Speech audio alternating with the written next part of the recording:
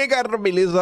Como é que vocês estão? Meus amigos, ontem tivemos um dia movimentadíssimo no Congresso, com promessas de que o dia de hoje também vai pegar fogo, podendo até colocar o requerimento de urgência da anistia em pauta. Mas, calma, talvez não seja motivo para celebrar. Tem muita coisa pra gente comentar, quero falar da PEC das prerrogativas, aprovada ontem, e relembrar algumas coisas que aconteceram nos últimos meses, nas últimas semanas, a tramitação dela, o que foi dito na imprensa, quem se colocou contra, quem se colocou a favor, para falar da anistia ainda nessa primeira parte, e foi publicado um texto extremamente curioso, extremamente interessante, curioso não, interessante. É de um jurista, que também é jornalista, ele escreve assim com a frequência de algumas vezes no mês, e ele faz um apanhado da anistia, não só em termos históricos, mas em termos políticos, que eu acho que vai na contramão, né?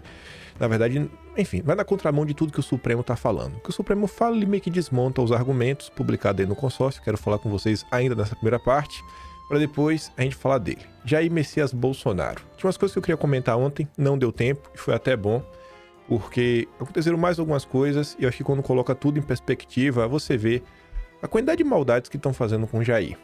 Eu quero falar sobre isso, quero falar sobre seus aliados, eleições, algumas coisas que estão acontecendo. Na terceira parte a gente se aprofunda sobre isso e eu espero poder ir até o final. No final tem uma coisinha diferenciada. Tentei estruturar um raciocínio e apresento sobre esse sistema que comanda o Brasil. Mas se não der para comentar sobre isso hoje, a gente comenta amanhã. E vamos lá. O dia ontem ficou naquele vai, não vai, vai, não vai, vai, não vai. E aí, o que é que vai acontecer? O que é que vai ser discutido na Câmara? Diversas notícias ao longo do dia, a gente vai falar sobre elas. Do Hugo Mota, vai pautar anistia, não vai. Tem voto para derrubar, se colocar em votação, não tem. E as prerrogativas? Bom, no final do dia, colocaram aí a PEC das prerrogativas em votação. Foi aprovada já em 2 turnos e já está pronta para ir para o Senado. O Felipe Barros coloca aqui.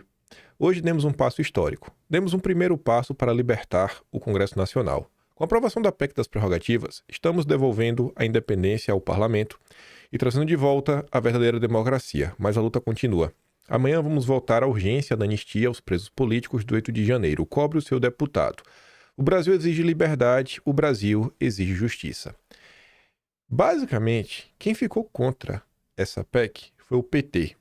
E os partidos de esquerda, como o PSOL, o PDT, muita gente está vendendo que é a PEC da blindagem, como a Globo vende. O MBL ontem também tirou o dia para fazer a festa em cima disso, e falar que é um absurdo, que vai blindar os políticos, tudo mais.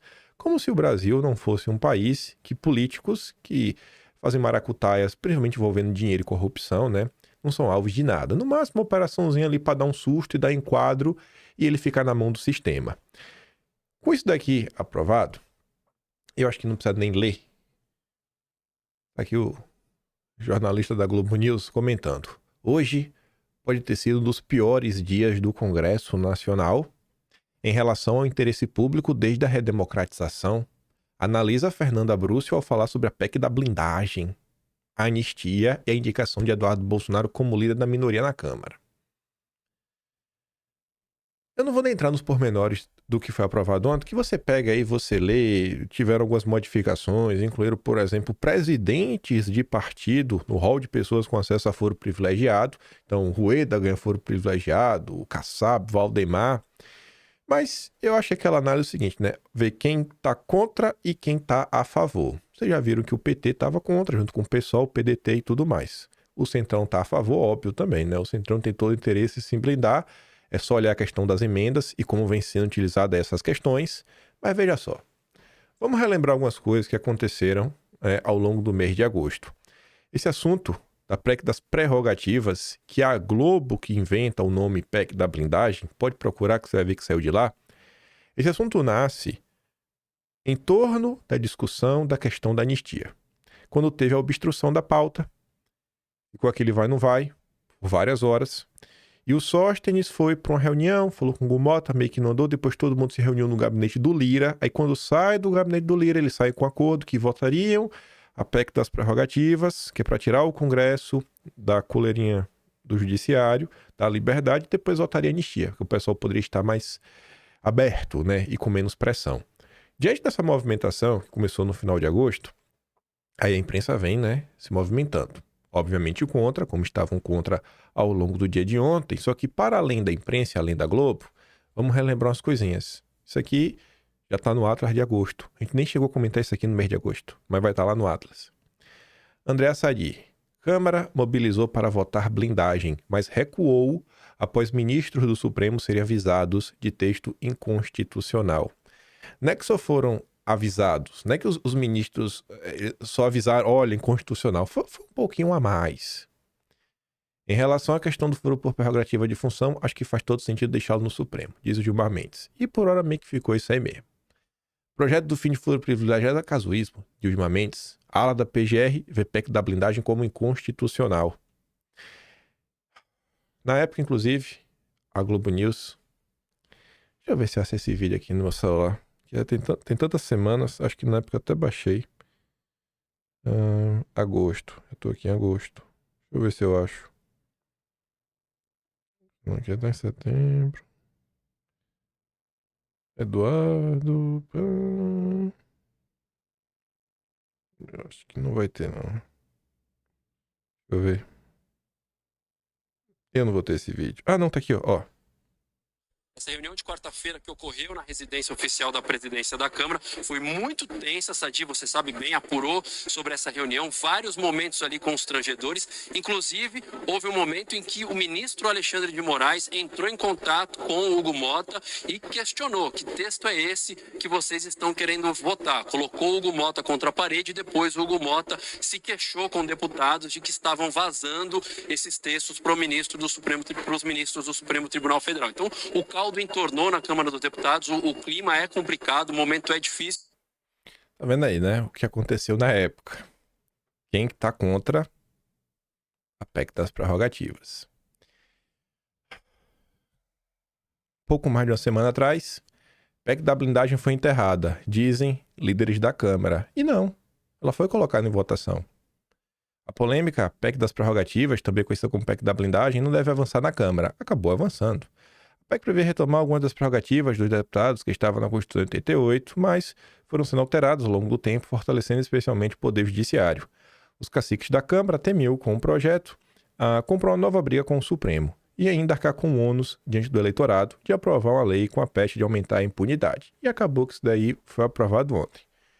Em meio de críticas para um lado e para o outro, eu acho que o Danilo Tomás, eu acho que ele conseguiu captar o que qualquer pessoa tá olhando para o que está acontecendo, né?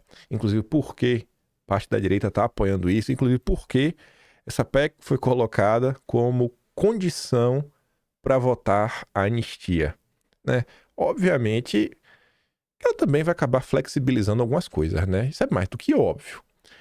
O Danilo Tomás falou o seguinte, ó, a PEC da blindagem não é boa, mas é uma resposta política ao que o judiciário vem fazendo. Desde o mensalão, o judiciário se converteu num ator parapolítico, que comete uma série de arbítrios que sim interferem no resultado eleitoral. Não dá para seguir como está. Essa ideia ingênua de uma justiça cega, proba, técnica e que age em nome da justiça é tão somente uma ideia ingênua. O judiciário exerce o papel que foi dos militares no século XX. Isso tem que acabar. Muitas vezes acontecem coisas que ninguém se pergunta por que as coisas aconteceram. É como se tudo fosse assim, uma combustão espontânea. Pegou fogo do nada. Não pegou fogo do nada. É uma escalada. As pessoas que estão insatisfeitas com a votação dessa PEC, elas deveriam estar se perguntando por que essa PEC foi votada. O que é que está acontecendo? Por que setores da direita estão apoiando? De onde que surge essa ideia? De onde parte isso? Às vezes é fácil só apontar o dedo e reclamar de uma coisa ou outra, né? Mas o povo devia se questionar um pouquinho mais, sabe? Tentar entender a complexidade que o Brasil vive nos dias atuais. Além da questão da PEC das prerrogativas, tem a anistia. Esse sim é o tema principal e central. E pode ser colocado em votação hoje. E olha só, colocar em votação não significa aprovar. Mas pode ser que aprove também. A Vera Rosa lá do Estadão, a jornalista que inventou... Ela não inventou esse termo, né? A classe política que mandou para ela, inclusive dizem que o termo gabinete do ódio veio da ala militar. Ela é a jornalista que traz o termo pela primeira vez na história do Brasil, setembro de 2019, exatamente 6 anos atrás. Os bastidores da negociação entre o PT e o Centrão para rifar Bolsonaro e derrotar a anistia ampla. Essa aqui é a matéria de ontem, às 8 da noite. Reuniões a portas fechadas na Câmara e no Planalto definiram estratégias para tirar bode da sala, mas plano ainda é teste de risco para o governo e tem desfecho imprevisível. Então, assim, existe uma tentativa, mas ninguém sabe ao certo o que vai acontecer, se a anistia passa ou não passa. Isso, o requerimento de urgência. Depois tem o texto. Qual o texto que vai ser votado? Eu acho que a direita, inclusive, deveria já ter o texto mais ou menos engatado, junto aí com o relator, para votar, né, e aprovar a PEC das prerrogativas. Mas vamos lá. É grande a lista de jabutis por trás do projeto de anistia a Bolsonaro. Longe dos holofotes, o Centrão passou as últimas horas costurando aliança com o PT e o governo para aprovar a PEC da blindagem, que cria uma série de empecilhos para a prisão e abertura de processos contra parlamentares. Em troca, partidos do grupo, que em público juram fidelidade a Bolsonaro, ofereceram apoio aos petistas para derrotar o PL de Bolsonaro no plenário da Câmara. Traduzindo, o Centrão aceita votar contra o requerimento de urgência da anistia, ampla, geral e restrita, a Bolsonaro e os envolvidos na trama golpista, mas quer ajuda do PT para se livrar de investigações da Polícia Federal autorizadas pelo Supremo. O maior temor do bloco no momento é em relação aos processos sobre corrupção e desvios de emenda. E aí a oferta dividiu o PT. Em reunião na tarde desta terça, com Edinho Silva, que é presidente da sigla, deputados e senadores petistas escancararam o racha. Não foram poucos os que viram a aliança como uma contradição com o discurso do Lula de combate aos privilégios. A ordem foi orientar contra a PEC da blindagem, mas alguns admitiram que votariam a favor, usando a justificativa parecida com o argumento de que os fins justificam os meios. No plenário, o governo liberou a sua base para votar como quisesse e o placar mostrou divergência no PT. Já no primeiro turno, 51 deputados do partido se posicionaram contrários e 12 foram favoráveis. Enquanto Edinho conversava com petistas, Gleisi se reunia com o ministro do Centrão e do MDB no Palácio do Planalto. E tem os nomes, saiu no Metrópolis. A portas fechadas, ficou decidido ali que parlamentares licenciados com cargos no primeiro escalão deixarão a esplanada por um dia e retornarão ao Congresso para ajudar o governo a derrotar a anistia. Ou seja, hoje, em tese, o Fufuca, Simone Tebet, o Carlos Fávaro, tudo essa... Vou mostrar aqui o nome de quem estava nessa reunião. Ó.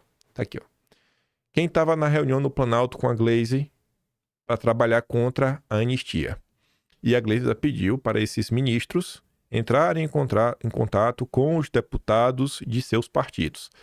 Estavam com a Gleisi Hoffmann, Simone Tebet, Jader Filho das Cidades e Renan Filho, os três do MDB, Alexandre Silveira, do PSD do Kassab, André de Paula, do PSD de Kassab, Carlos Fávaro, também do PSD do Kassab, Fufuca, do PP do Ciro Nogueira, Silvio Costa, que é do Republicanos, de Tarcísio e Marcos Pereira, e Márcio Macedo, que é do PT. Essa é a turma que dava com a Gleisi. Voltando. Até as emas do Alvorada sabem, porém, que cada um desses personagens tem seus interesses. Enfraquecido, Hugo Mota quer tirar o bode da sala para poder votar pautas de apelo popular, como a questão da isenção do imposto de renda de até 5 mil. O Centrão, por sua vez, quer salvar os seus e ganhar mais poder. Morde dessa estratégia, não terá dúvidas em rifar Bolsonaro, mas ainda vai manter as aparências, fazendo um aceno aqui, outro acolá, porque precisa do aval de Bolsonaro para lançar Tarcísio à sucessão, né, de Lula em 2026. Que moeda de troca, viu? Faca no pescoço do Jair. Ah, meu Deus. Mas é porque o PL de Bolsonaro insiste em defender a anistia desde 2019. A explicação é bem simples. O PL quer uma anistia que comece desde 2019, ou seja, um indulto retroativo, por ter certeza que Moraes usará o inquérito, né, o inquérito das fake news, ainda inconcluso, para perseguir seus candidatos ao Senado. E eu acho que essa percepção não é do nada. Ontem, a imprensa, a gente comentou em vídeo, acho que foi na da CNN, comentou que Gilmar Mendes foi lá no evento do Direito Já, Fórum pela Democracia. Ele falou que o Supremo não vai aceitar impeachment, né, por algumas razões, reclamou da anistia, e esse evento contou com a participação de 11 partidos, tendo como objetivo uma união dessa mega frente para impedir a eleição de senadores bolsonaristas. Então não é de hoje que está se falando sobre isso, né? Um dos objetivos é garantir que agora em 2026, além da bancada do PT, a bancada do Centrão e a bancada da direita, também se eleja a bancada do Supremo. O presidente do Senado, Davi Alcolumbre, já avisou que matará no peito qualquer proposta assim, né, de anistia. Mas se bolsonaristas conseguirem maioria no Senado nas eleições de 26, o desfecho dessa história será imprevisível, mesmo porque jabuti não sobe em árvore. Se isso ocorrer, ou foi enchente, ou foi mão de gente. Achei estranho, né? Na verdade, sim, os bolsonaristas terem maioria é só deixarem que ocorram eleições livres, né? Não precisa ter mão de gente, é só não ter mão de gente. Pois bem, aí tá a lista dos ministros que participaram da confusão. Aí que vem essa questão da anistia, né? Vai ou não vai? Passa ou não passa? O Enio fez aqui um baita de um favor de colocar em ordem alguns eventos que aconteceram no dia de ontem, e ele coloca ali as notícias. As notícias em ordem são as seguintes, ó. Mota costura acordo com STF para derrotar a anistia e aprovar PEC enxuta da blindagem. Depois, Mota diz a líderes e governo que pautará anistia. E Planalto prepara reação. Depois, Hugo Mota garante ao Supremo que a anistia não passa. Por fim, Gleisi pede a ministro do Centrão que reforce a articulação junto a deputados por derrubada de urgência da anistia no plenário. Então eles vão para esse plano de colocar em votação, derrubar e aí acabou. E o Enio comenta, né? A cronologia de Hugo Mota. Primeiro, resiste a pauta anistia e segura todos os projetos possíveis. 2. A imprensa passa a noticiar que ele recebe pedidos de Lula e de ministro do Supremo para enterrar a medida, enquanto é pressionado pela oposição para votar o texto. Sabendo da pressão, Alcolumbre começa a costurar uma anistia que não é anistia. Uma mudança nas penas dos crimes, né, das pessoas envolvidas no 8 de janeiro. Ministro do Supremo supostamente dão aval para a medida. 4. Mota tenta influenciar os líderes para aderirem ao projeto de Alcolumbre. O Centrão parece inclinado ao projeto da oposição. Mota diz que não existe clima para anistia ampla e restrita, mas não libera o projeto. 5. A imprensa afirma que Mota articula um acordo com o Supremo para derrotar a anistia. A estratégia seria a seguinte: Mota colocaria a urgência em votação e ela seria derrotada no plenário. Uma vez rejeitada a urgência, ficaria mais fácil defender a adesão ao texto de Alcolumbre. 6. A imprensa diz que Mota avisou os ministros do Supremo que a anistia não passa. É inacreditável que um presidente da Câmara dos Deputados está trabalhando contra a Câmara dos Deputados. A matéria que diz que ele avisou o Supremo que não passa foi da nossa musa, Dani Lima, linda, maravilhosa. Ali, né? Hugo Mota garantiu a integrante do Supremo que o projeto de anistia ampla e restrita não terá urgência aprovada na casa. Líderes de diferentes partidos do Centrão, contudo, alertam que é arriscada a estratégia de pautar a urgência do projeto, né? Então, não se sabe. Talvez passe, talvez não passe. E aí, o que é que vai acontecer? Acho que até o final do dia, né? Vocês vão descobrir. Amanhã, com certeza, falaremos sobre isso. Hoje, uma matéria muito bacana mesmo foi publicada no Estadão. O cara que escreveu e que normalmente escreve bons textos é o de baixo ali, ó, Nicolau da Rocha Cavalcante. Ali está como advogado, mestre e doutorando em direito penal. Mas ele coloca na biografia que ele também é jornalista. E ele escreve de uma forma interessante e ele traz assim, uns assuntos de uma maneira leve até. Essa matéria que eu achei bem curiosa mesmo, ele traz uma perspectiva política para a questão da anistia e dessa vez escreveu com o Renato de Melo Jorge Silveira, que é advogado e professor titular da USP, da Faculdade de Direito do Largo de São Francisco, a casa do golpismo. A anistia e a Constituição de 88. A Constituição de 88 é verdadeiramente fruto de uma anistia. Essa afirmação não está no plano da especulação política. Já começou com uma afirmação forte, né? Quem diz que defende a Constituição, defende a anistia. Porque só existe Constituição porque existe a anistia. Muito se tem falado nos últimos tempos sobre anistia de crimes antidemocráticos nos mais variados tons. Às vezes, ela é apresentada como elemento indispensável à pacificação do país, outras como um deboche com a jovem democracia brasileira a exigir a mais cabal rejeição. Assim como toda a história do direito penal, sua trajetória é um pouco mais complexa do que se costuma pensar. E é disso que nós gostamos. Histórias mais complexas. Sair do simplismo do dia a dia. A Constituição de 88 é verdadeiramente fruto de uma anistia. Essa afirmação não está no plano da especulação política. O mesmo ato, a Emenda Constitucional 26/1985, que convocou a Assembleia Nacional Constituinte, concedeu, aspas, anistia a todos os servidores públicos civis da administração direta, indireta e militares punidos por ato de exceção, institucionais ou complementares. Concedeu, aspas, igualmente anistia aos atores de crime políticos ou conexos e aos dirigentes e representantes de organizações sindicais e estudantis, bem como aos servidores civis ou empregados que hajam sido demitidos ou dispensados por motivação exclusivamente política com base em outros diplomas legais. Para que não pairasse nenhuma dúvida interpretativa, tanto nas difíceis circunstâncias de então como em tempos futuros, a Emenda Constitucional 26 de 85 explicitou que, aspas, a anistia abrange os que foram punidos ou processados pelos atos imputáveis previstos no caput deste artigo, praticados no período compreendido entre 2 de setembro de 1961 e 15 de agosto de 1979, o mesmo lapso temporal da Lei 6.683/79.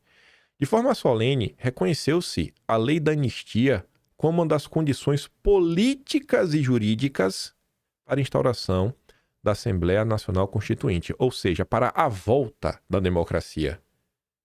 Como é que você vai criar uma Constituição se o brasileiro como um todo não pode participar? Então assim, zeramos o jogo.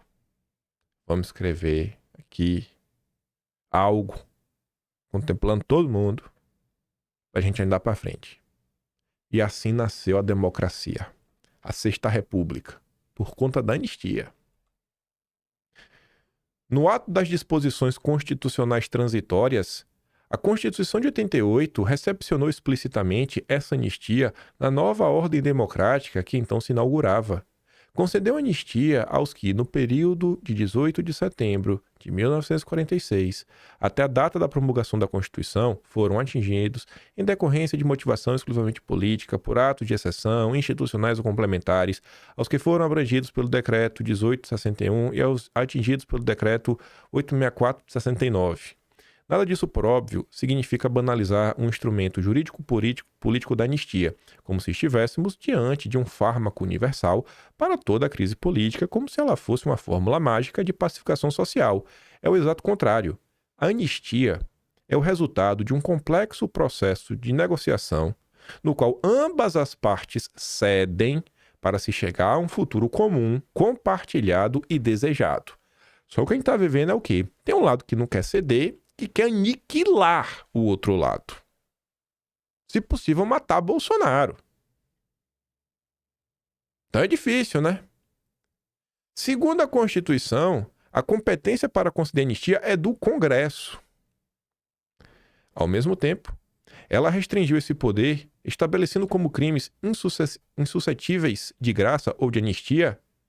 Será que vai estar a questão da democracia? Não. Para que tortura? Tráfico ilícito de entorpecentes e drogas afins, a turma que toca o terror e os definidos como crimes hediondos, por eles respondendo os mandantes, os executores e os que, podendo evitá-los, se omitirem. O legislador constituinte era consciente, portanto, de que o instrumento da anistia deveria ser usado com extremo cuidado.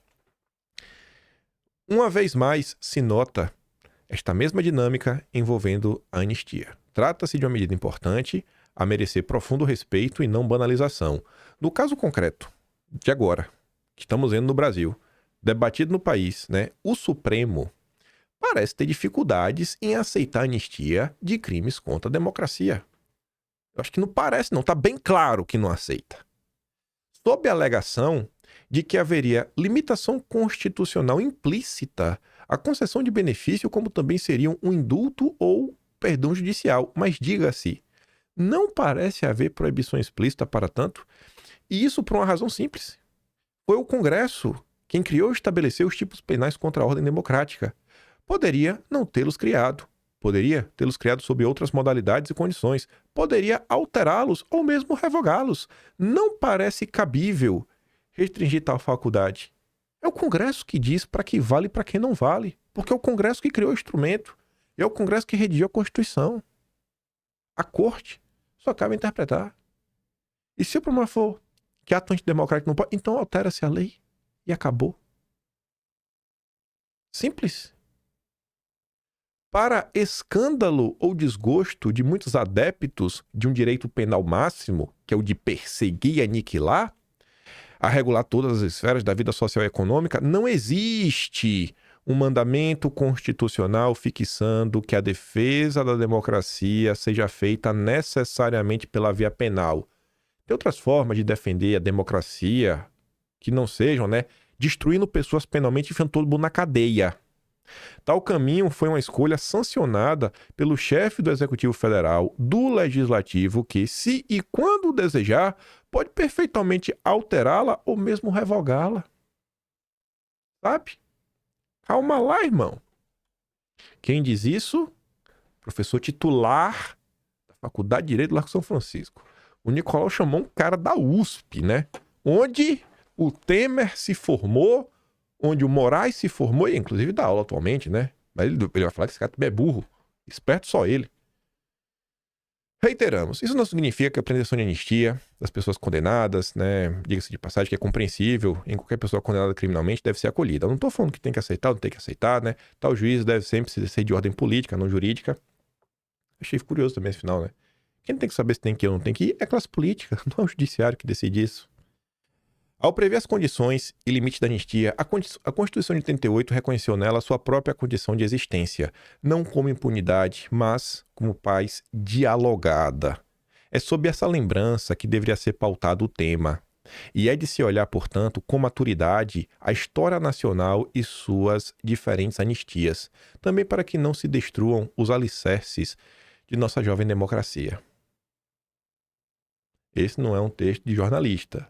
É um texto de 2 juristas. Um doutor, um doutorando. O doutor é professor titular da USP. Então, assim, eu acho que tem uma substância no que eles estão comentando. Mas vamos ver como é que vai ser o dia de hoje. Vamos ver como é que vai ser o dia de hoje e o desenrolar desse assunto. E vamos lá. Vamos falar dele. O homem que precisa ser parado a todo custo. O cadáver insepulto, como diz os golpistas do Estadão. Gente, é tanta maldade que está sendo feita. Você vê aqui, Thalita. Bolsonaro perdeu 15 quilos nos últimos meses. Pessoas próximas dizem que em prisão domiciliar, Bolsonaro tem se mostrado abatido em seu apetite. E antes fosse só isso, viu? Fora os soluços, fora as crises, fora os problemas de pressão, fora a questão, até o próprio vômito. Mas o objetivo é esse, Por conta desse quadro clínico de Bolsonaro, no domingo, ele foi no hospital. Antes de ir para casa, o médico falou com a imprensa, Bolsonaro ficou calado,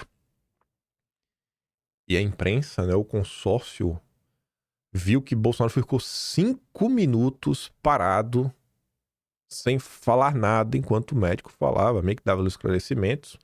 Enfim, 5 minutos. Pois bem, isso já foi o suficiente para Moraes pedir esclarecimentos. Como assim? Como assim você ficou 5 minutos? Calado. Como assim você ficou calado? E quem é que traz essa apuração? Amiga de vocês, Luísa Martins, a porta-voz do Supremo na CNN. Essa linda senhorita ali no meio. É sempre ela, tu já percebeu? Quando não é ela, é Bela Megali. Quando não é nem ela, nem a Bela Megali, é a Mônica Bergamo. Já percebeu que tem um padrão nos porta-vozes? Meu Deus, é sempre ela.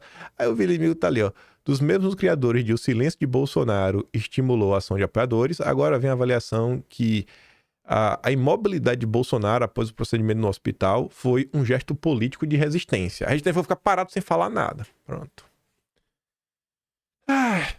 Na boa, isso me parece traço de psicopatia. Aí ontem, o Jair voltou pro hospital, uma crise séria. O Flávio Bolsonaro falou que o Jair ficou, em determinado momento, 10 segundos sem conseguir respirar, entalado. O médico falou com a imprensa. Falou assim, ó, não é... Não, desculpa, não sei se o médico falou, mas foi o próprio Flávio Bolsonaro que comentou. O médico comentou que ele nem coma nada sólido. Tome só uma sopa. Mas acho que é isso que querem de Bolsonaro, né? Bolsonaro vai ao hospital após crise de vômitos e pressão baixa. Após a emergência, médicos de Bolsonaro embarcam de São Paulo para Brasília. Você vê, o quadro é bem simples, né? É um grande teatro. Os médicos de São Paulo estão gastando dinheiro e tudo mais para Bolsonaro. Só um grande teatro, né? Obviamente não tem nada, né? Ele fica soluçando de propósito. Eu acho que o Emílio, por conta da idade, por conta do que sempre foi, e também acho que por conta que, recentemente, o próprio Emílio teve, né, problemas de saúde, e eu acho que ele entende muito bem que tem algumas coisas que não são brincadeira, são coisas bem sérias, e que os seres humanos deveriam ter um pouco mais de respeito pelos outros. Aí veja aqui, isso aqui é ontem lá no Pânico, né, o Emílio e o Zuzu aqui batendo um papo. Voltando a falar um pouco sobre a história do Bolsonaro, ontem, né, viralizou muito que o ministro Alexandre de Moraes, que é do STF, está em busca de esclarecimentos sobre a escolta do ex-presidente Jair Bolsonaro durante a sua ida ao hospital DF Star. E aí, Albeta, o Moraes, ele ordenou 24 horas para a Polícia Penal do Distrito Federal explicar detalhes como é que é o transporte e o motivo da demora para o retorno após a liberação médica do Bolsonaro, que passou por um procedimento para remover lesões de pele. Ficou mais de 6 minutos ao lado do carro da Polícia Federal. Aí tem as imagens aí, os apoiadores, né? A turma atrás do Bolsonaro, a situação, né, muito complexa para ele nesse momento. Você sabe que a família se pronunciou e o Bolsonaro não está muito bem não, Emilião, né? De saúde, que me parece. Faz tempo, Faz desde tempo, a facada, né? Cara, desde a facada, né? A gente viu o Carlos Bolsonaro. O Bolsonaro fez 7 cirurgias, cara. É muita coisa, né? Não é brincadeira, não, que o Bolsonaro... O que o cara passa, porque, porra... Não é fácil, né? Emocionalmente, né? A carga, além da parte da saúde mesmo, Complicação no intestino, complicação no intestino mexe com o corpo inteiro.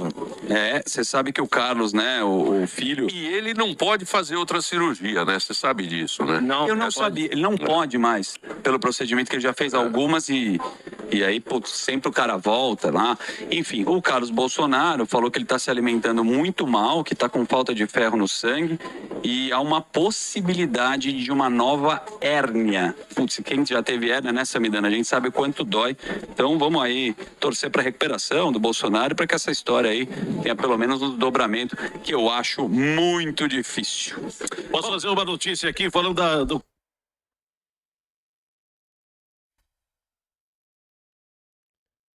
Eu não sei nem o que falar, viu, gente? Se fosse o pai de vocês, como é que vocês iam estar? Olha.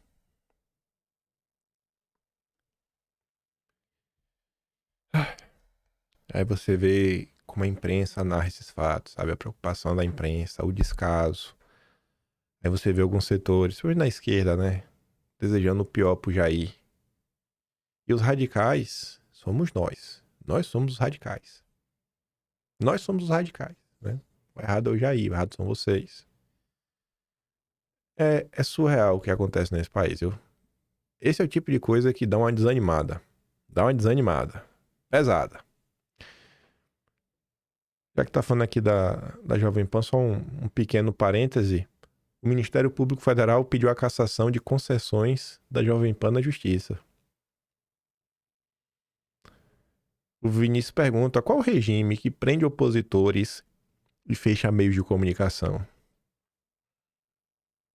Tudo técnico, né? Tudo 100% técnico.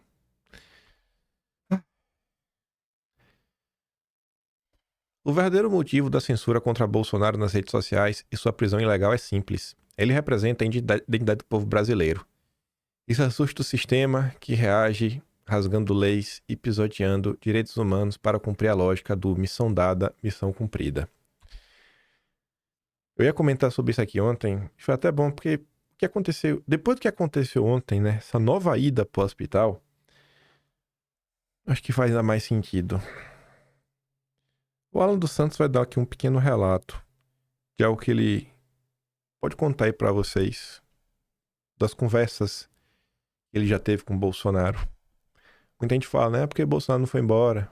Porque Bolsonaro não fugiu. Se fosse eu tinha fugido. Mas Bolsonaro não, né? Mas o cara é louco. Talvez ele realmente seja louco. Por que insistir em querer transformar o Brasil estando no Brasil, se algumas pessoas podem fazer muito mais estando do lado de fora? Que foi o que eu falei pro próprio Bolsonaro. Mas ele tomou a decisão, ele falou para mim. Eu espero que isso nunca aconteça. Mas ele disse para mim, quando eu falei para ele, não volta. E ele disse, e se o Brasil precisar de alguém? É quando eu falei para ele, o senhor vai acabar morrendo. Ele virou para mim e falou assim, e se o Brasil precisar disso para poder renascer, para poder mudar? Eu espero que não precise.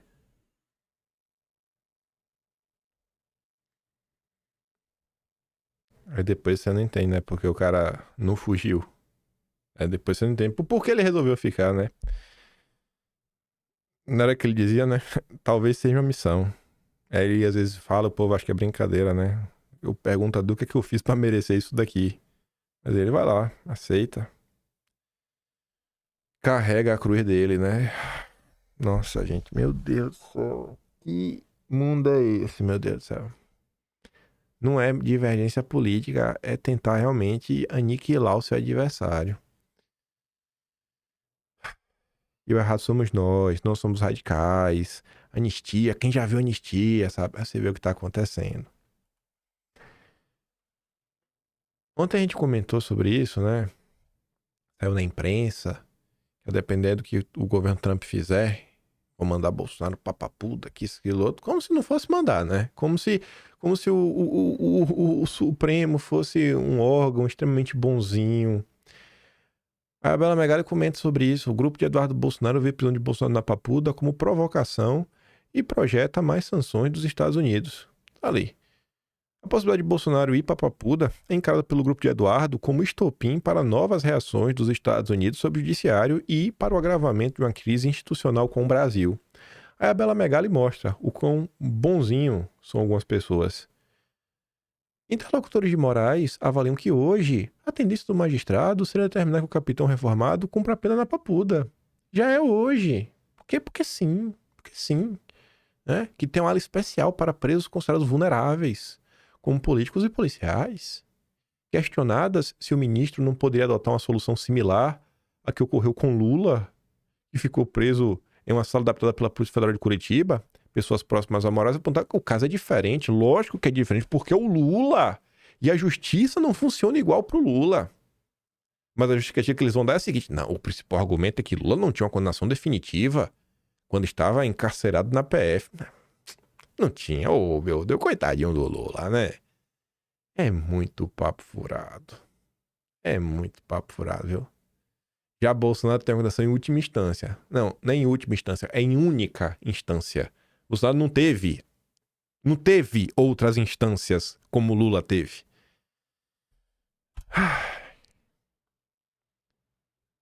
Ontem achei curioso, né? A embaixada dos Estados Unidos no Brasil publicou tem um vídeo ali na postagem completa, mas só a legenda já dá para entender.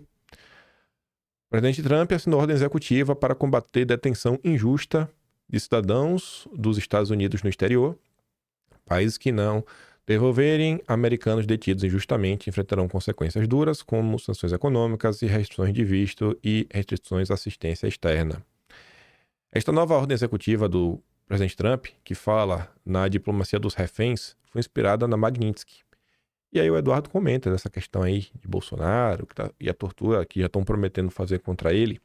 E sobre essa questão aí de prender cidadãos americanos, ontem a Newsweek publicou uma matéria da Flávia Magalhães, brasileira, que tem um mandado de prisão aberto contra ela, pelo Supremo.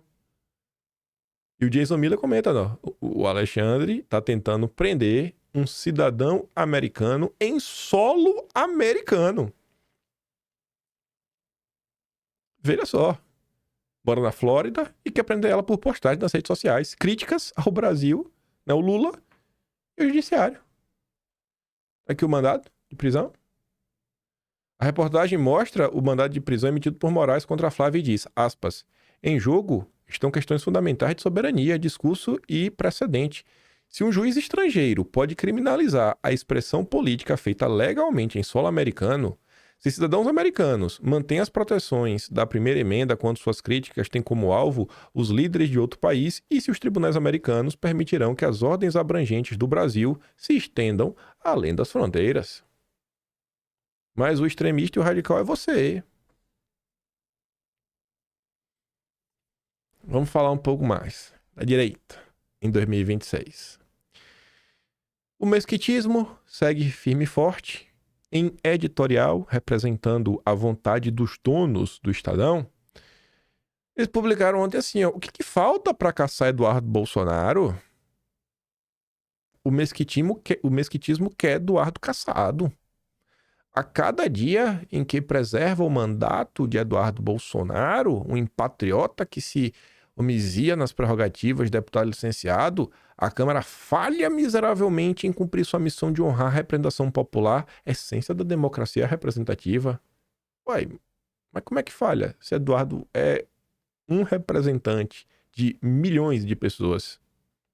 Sob risco de ter tido como cúmplice das ações de lesa-pátria perpetradas por esse traidor do Brasil, a casa precisa de uma vez por todas livrar-se de um estofo que trabalha dia e noite para desmoralizá-la. Não, acho que Eduardo trabalha para moralizar a Câmara. Eu discordo dos golpistas do Estadão. A sociedade não pode assistir passivamente a seus representantes conspirarem contra o próprio país. Se a Câmara não agir agora, a história cobrará, como já cobrou no passado, o preço dessa inaceitável omissão. Aí eu digo, Eduardo Bolsonaro, em torno do Eduardo Bolsonaro, se algum de vocês, por alguma razão, estiver me ouvindo neste momento, peraí, daqui um zoom aqui.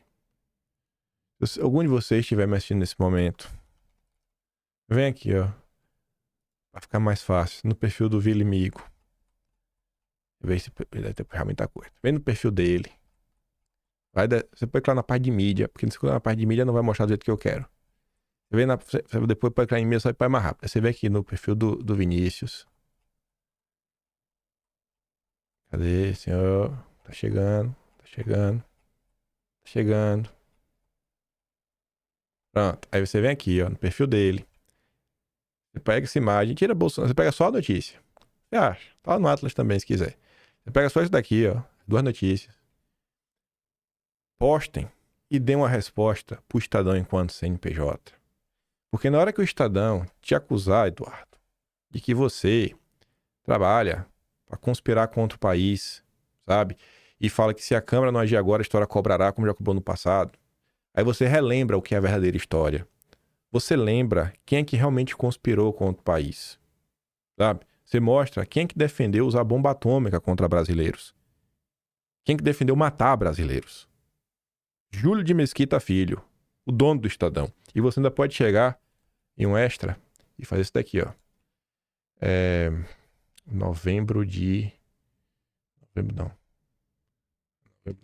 Fevereiro.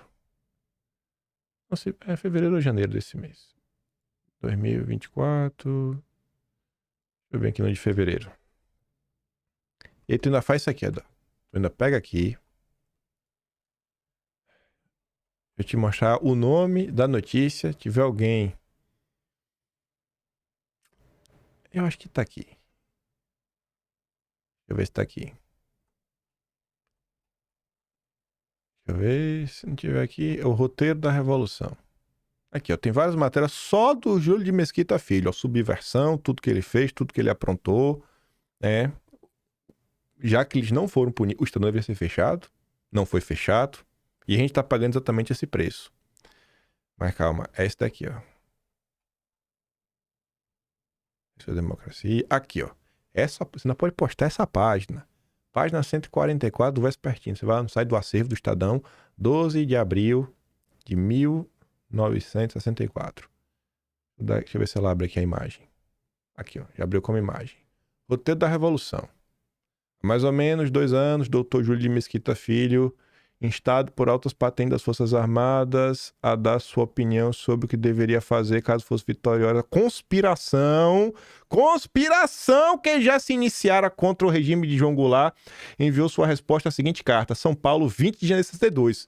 Ou seja, um conspirador golpista que defende morte de brasileiros, incluindo com bomba atômica. Você lembra? O fato do Estadão não ter sido fechado é a causa do fracasso do mundo moderno. Esse jornal tem que pagar. Eles têm que pagar porque eles fizeram.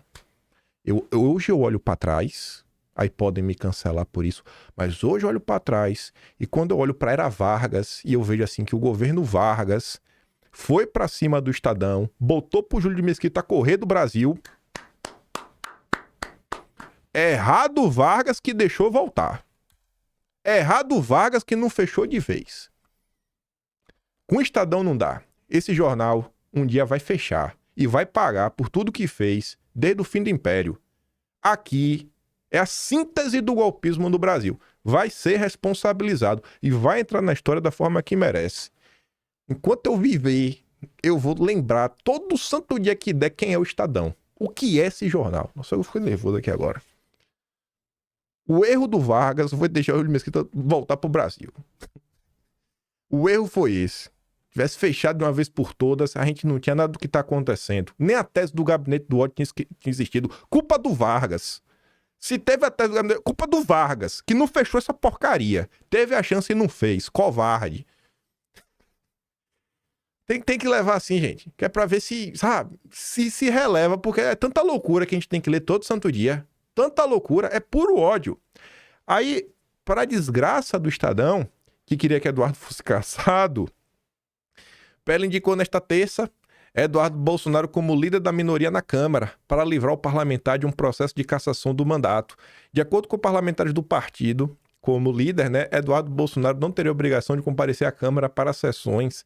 Ele vai substituir a Carol de Tone. Em contrapartida, a deputada no vídeo será nomeada a primeira vice-líder da minoria, exercendo presencialmente a liderança. É isso. É isso que o povo gosta. Jogar com o regulamento debaixo do braço. Foi feito um anúncio. Pô, cara, é isso que tem que fazer. Mostrar que tá junto, união. Quem tá unido nem precisa falar. Tá unido mesmo ali, ó. Tá aparecendo na foto. Parabenizo Eduardo Bolsonaro, que assumiu hoje como líder da minoria. Força nessa missão, Eduardo. Confiamos na sua liderança firme e corajosa. Registramos também o reconhecimento da Carol de Tone, que conduziu a liderança com dedicação, garra. Parabéns a Carol por tudo também, Por não se mostrar uma pessoa egoísta. Parabéns, Carol. E Eduardo fez uma postagem agradecendo e marcou todo mundo. Eduardo tem esse costume, de dividir também os créditos, apontar, e marcou todo mundo que tava lá na foto. E é isso aí. Esse é o Unidos Venceremos pra valer. Aí vem o PT. O que é que o PT faz? Perseguir. Tem alguma coisa que o PT faz além de perseguir? Não. Líder do PT vai acionar a Câmara e Justiça contra a manobra para salvar mandato de Eduardo Bolsonaro. Lá vai o Lindenberg, vai reagir, vai agir, vai acontecer, vai mandar pro Supremo, que não pode. Você já viu, gente? É o Brasil. O PT só serve para isso. O PT só serve para perseguir. É uma máquina de perseguição. O PT é uma máquina de perseguição. Aí vamos lá. Seu Michel Temer foi no Roda Viva. Robson Bonin, da Veja, chefe da coluna de bastidor da Veja, o Radar, fez a seguinte pergunta pro Temer, A voz que começa aqui o vídeo é do Robson Bonin. Mas tá ali já a legenda, Eu vou dar pra ela algum áudio. Depois eu leio ali a legenda. Presidente, o presidente do PL, o Valdemar Costa Neto, ensaiou recentemente um discurso que parece querer descolar do bolsonarismo, da família Bolsonaro de alguma forma, porque ele primeiro disse que a decisão, a condenação do Supremo tem que ser cumprida, então não tem anistia para ninguém, o ex-presidente vai para a cadeia e acabou a história dele. E aí se discute um melhor nome, que aí surgem Tarcísio e outros governadores que o senhor citou por aí. Você vê, A imprensa como um todo já percebeu que o Valdemar, se puder, quer descolar do Bozo, sem perder o apoio dos apoiadores do Bozo. Na visão do senhor, o que deve prevalecer? O que seria melhor para esses partidos de centro e de direita? seguir amarrada essa tese de que a presidência da República, a popularidade eleitoral do Bolsonaro é um patrimônio da família, então tem que ser ou o Eduardo Bolsonaro, ou o Flávio, ou a Michelle, a candidata, né, o candidato em 2026, ou virar essa página de uma vez, aproveitar a condenação para fazer isso e colocar um projeto, como muitos partidos estão querendo, com um governador na cabeça de chapa e também na vice, né? Tarcísio e Zema, por exemplo, fala-se muito. Qual é a visão do senhor? Eu acho que o Valdemar tem uma certa razão, viu? Eu acho que está virando a página. Está começando a virar a página. E virar a página não significa que não haverá bolsonaristas, mas não bolsonaristas que apoiam Bolsonaro. Bolsonaristas que apoiam o que o Bolsonaro fazia, o que o Bolsonaro dizia, que pode ser captado por esses que serão eventualmente candidatos à presidência e vice-presidência, né? Nesse sentido, eu acho que está mais ou menos certo. Você vê, ele diz, não se discute, no fundo ele quis dizer, não se discute a decisão do Supremo. O Supremo decidiu, está decidido, solucionado está, né? Então eu acho que ele deu uma palavra até adequada, talvez com esse objetivo político eleitoral, né? Sair do Bolsonaro, sem desprezar os eleitores bolsonaristas. Aplicou um Deltan Dallagnol. Tá a olhos nus, né? De todo mundo, pra quem quiser ver enxergar o que tá acontecendo. Aí, nem lembrei que eu ia ter que falar desse miserável de novo. Valdemar concedendo entrevista pro Paulo Capelli. Gente, Valdemar tá dando entrevista porque quer. Veja que Valdemar ficou calado todo esse tempo. Valdemar deixou pra falar quando o Bolsonaro foi preso. Né? Eu ouvi uma frase que foi mais ou menos assim. Eu não queria apostar porque é meio lacrador de lavar a alma, mas faz muito sentido. É de um seguidor, Rodrigo Freitas. Lá no canal secundário ele tava falando. Mais ou menos assim que... as facadas que Bolsonaro tomou por trás foram muito mais graves do que a facada que ele tomou pela frente. Mais ou menos assim, né? Você consegue entender, né? Assim, as facadas por trás machucaram mais que a facada pela frente. Você consegue entender. As facadas por trás são as traições. Você vê, no final do dia, essas facadas por trás, o que eles realmente querem fazer não é tirar a vida, mas tirar a alma de Bolsonaro, tirar a alma do bolsonarismo, é matar o bolsonarismo, é matar o transcendente. Aí o Valdemar se aproveita desse momento para dar mais uma facada pelas costas, né? Mas e essa bem encaixadinha. Assim, peraí, gente, toma no fígado, assim, por trás, atravessando a barriga. O Valdemar se regozijar com Duda Lima depois. Escute isso aqui. Comenta-se que o Centrão vem articulando uma candidatura à presidência encabeçada por Tarcísio de Freitas, hoje filiado ao Republicanos, e com Ciro Nogueira, do PP, como vice. Como o senhor avalia essa chapa? Eu acho uma chapa ótima, não tenha dúvida disso. O Ciro, eu quero te dizer, Capelli, você já sabe disso, mas é importante que eu deixe claro que quem vai escolher o candidato a presidente e a vice é o Bolsonaro. E o Bolsonaro gosta muito do Ciro. Já tá falando por Bolsonaro, né? O Bolsonaro gosta muito do Ciro, Bolsonaro gosta muito do Tarcísio, Bolsonaro gosta muito do PL, Bolsonaro gosta muito dessa ideia, e siga falando em nome de Bolsonaro. Gente, ainda que Bolsonaro goste do Ciro, ainda que Bolsonaro goste de tudo, deixa o Bolsonaro falar quando ele quiser. Para de forçar esse resultado, porque nada, tá macetando narrativa. Quem te deu uma procuração, Valdemar, pra falar o que Bolsonaro gosta ou deixa de gostar? Valdemar só abriu a boca depois da condenação de Bolsonaro, bicho. Agora tá o tempo todo falando com a imprensa, Valdemar. Porque o Ciro foi o único ministro político que ele teve.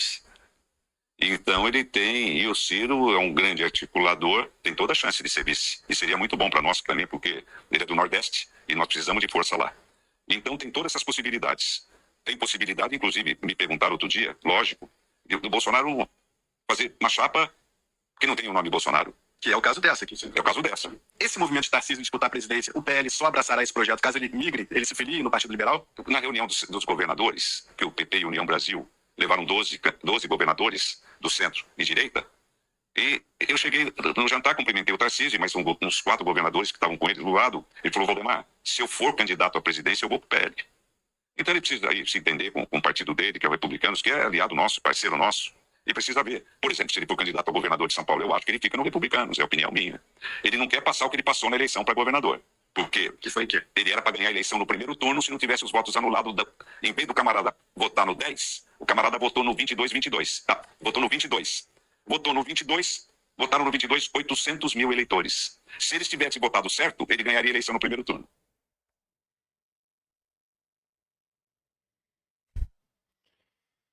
É chapa sem Bolsonaro. É falando o nome de Bolsonaro. É falando em chapa sem Bolsonaro. Esse Valdemar tá demais, viu, bicho? Aí ontem a gente chegou até a comentar dessa postagem aqui do Flávio Bolsonaro, que eu acho que ele não parou pra ler a matéria, o que a matéria comentava, mas tudo bem. Independente disso, a mensagem que ele quis passar, ele deixou passar. E aí algumas pessoas reagiram a isso ontem e eu quis trazer algum desses comentários. A Lila Lopes está deixando exatamente aquele comentário que o Flávio diz assim, que a imprensa de esquerda imunda, quer dividir, não dividir, estamos unidos e tudo mais, pipipi, bobô. A Lila Lopes posta o seguinte, né? A gente tem de ser adivinho, porque é tanta informação que a gente não tem que fica muito difícil. Se o próprio Eduardo já criticou o Tarcísio, fica difícil de entender que ele é um santo, porque o Tarcísio não fala claro, em alto e bom som. A culpa é tudo nossa, né? PQP. Edson que fala assim, ó, não retuitei esse comentário porque não quero provocar um possível hate na postagem. O povo indo lá e xingando a Lila. Mas de coração, aqui fica um pedido. Vocês que têm informações de bastidores sobre qualquer área, mas não podem dar nomes, não soltem informações pela metade, mais atrapalha do que ajuda. Não é justo com a militância pura que está nas redes apenas para defender o Brasil e Bolsonaro, ser chamada de cega por fatos não expostos a ela. Essa última frase me pegou. Não façam isso com a militância. Eu acho que às vezes isso é importante, mas também entendo porque isso às vezes não é feito, né? Algumas pontes não serem quebradas de vez, o povo às vezes deixa no ar, fazendo aproximação, terceiriza a crítica, terceiriza às vezes até pela imprensa algumas críticas.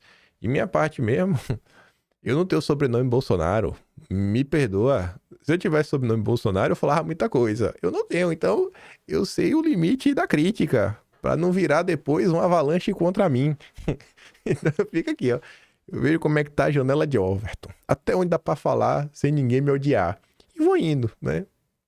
Acontece, conta que sai na imprensa, mostra umas coisas ou outras. A Sheila fez um comentário. Achei bem curioso, ela conseguiu misturar assim, uma parte emocional também com o raciocínio lógico. Ela escreve bem, essa mulher. Ela compartilha o Flávio, que tá falando, né? Olha, a Corja tenta a todo custo manipular os apoiadores de Bolsonaro a enxergarem Tarcísio como traidor, né? Aí falando da Corja, a imprensa. A Sheila fala, cara, a manipulação é uma constante. No entanto, a base bolsonarista não é tão vulnerável assim, sabe? Não é a imprensa que vai conseguir nos manipular. Fique tranquilo. Os bolsonaristas têm a capacidade de reconhecer excessos. Os argumentos de amizade, embora sejam importantes, não são suficientes para blindar ninguém.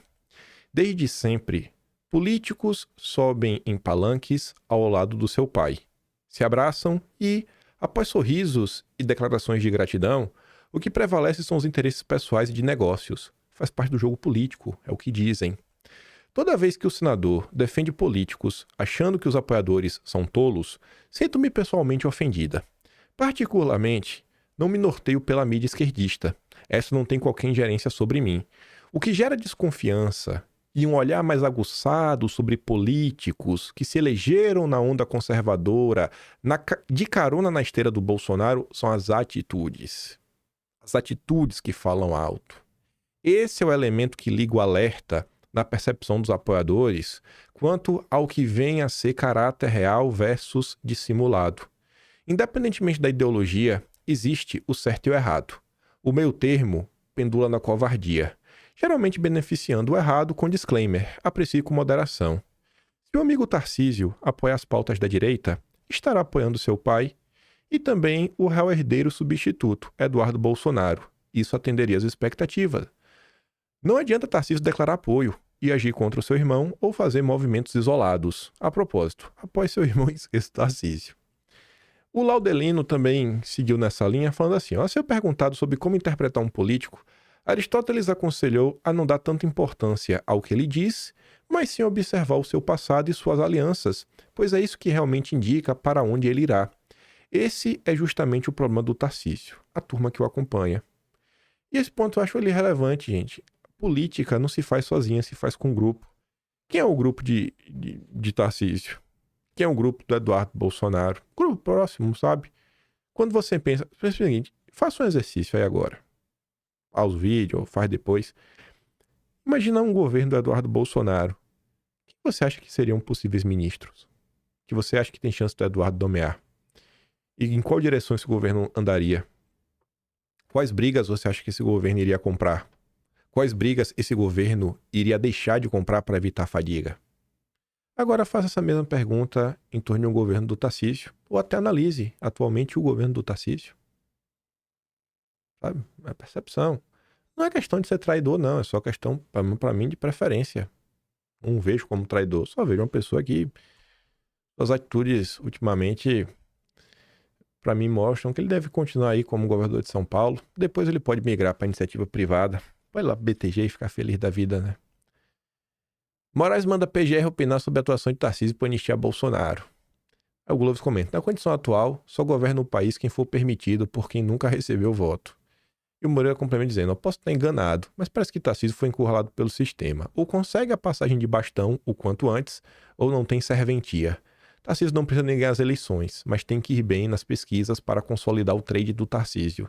Se ele não der conta, precisa arrumar outro cara. E o Henrique finaliza dizendo, acho muito engraçado os investidores da Bolsa do Brasil tendo que ficar torcendo para político, né, para tentar ter algum tipo de lucro. Porque eles estão pensando em alguns ativos estratégicos e em alguns setores o Estado pode fechar parceria com algumas empresas do ramo privado, então essas empresas vão ganhar muito dinheiro, então suas ações tendem a valorizar demais. Eu queria muito comentar sobre isso daqui de sistema, mas se eu falar, eu acho que vai demorar muito no vídeo de hoje. Eu quero só terminar com a provocação ao Valdemar, meu querido Valdemar da Costa Neto. A Flávia comenta assim, ó, o PL está tomado por falsos políticos de direita. Isso merece expulsão. A notícia diz que um vereador, apadrinhado de Valdemar, xinga Michele Bolsonaro de Kenga. Não é uma coisa boa, né? Se você não sabe o que é, procure, você vai ver que não é uma palavra bonita. Enfim. E aí, Valdemar? E sabe o que eu quero colocar na mesa? O caso do Fábio Van Garten. A imprensa vazou, com mais de 2 anos, um diálogo do Van Garten com o Cid, onde era janeiro de 2023, ou era fevereiro de 2023, e o povo já estava discutindo a sucessão de Bolsonaro. Aí o Fábio Van Garten achava um absurdo já estarem discutindo a sucessão de Bolsonaro. Como assim? Vocês já estão querendo substituir Bolsonaro? Janeiro, fevereiro de 2023. E aí diz que votaria até no Lula contra a Michele. O Fábio Van Garten não chamou ela do que esse rapaz aqui chamou, não. Chamou, não. Vocês foram lá e demitiram o Fábio Van Garten. E o Van Garten tá aí. Segue lá do Jair, segue ajudando com a questão da imprensa, abrindo inclusive caminhos, portas pro Eduardo Bolsonaro. E aí, Valdemar? Vai ter o mesmo tratamento? Porque se não tiver, vai ficar inclusive também parecendo que a demissão do Van Garten teve dedo seu e do Duda Lima. E uma disputa, talvez não só para ver quem domina a comunicação de Bolsonaro, mas até para enfraquecer Bolsonaro. Fica parecendo que vocês querem Bolsonaro preso, incomunicável. Então eu quero ver como é que vai ser o comportamento em relação a esse vereador. Porque por muito menos vocês botaram o Van Garten para rodar. É? E aí, Valdemar? E aí? Valdemar da Costa Neto.